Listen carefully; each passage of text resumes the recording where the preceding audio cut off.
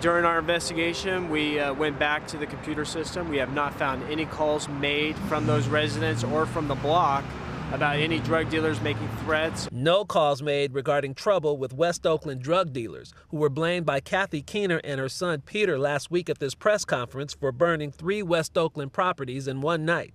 The Keeners owned 2 of the houses burned. Peter told me calls were made to police about drug dealers. But we think that some of the citizens have had enough and have been making phone calls to the police, and I know there have been an increased amount of those phone calls. And Peter doesn't stop there. He says his houses were burned because arrests were made. We believe this is retaliation for those phone calls, because I believe some of the drug dealers were arrested the night before. But Oakland police officer Jeff Thomason says there's been no recent calls to the department's dispatch from that neighborhood regarding drug dealers. No calls at all. Every call that comes into our dispatch center is recorded.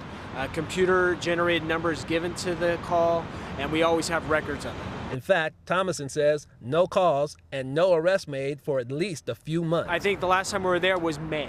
So when was OPD notified? Officer Thomason says someone from the neighborhood called hours after the fires were started and said it possibly could have been drug dealers. We're going to look at all possible sides of this arson, and any false allegations that were made for these arsons will be investigated and will be prosecuted. I tried contacting Peter and Kathy for this story, but they did not return my calls. OPD says the arson investigation should wrap up in a few weeks. Reporting from Oakland, this is Hazik Madyoun, KRON 4 News.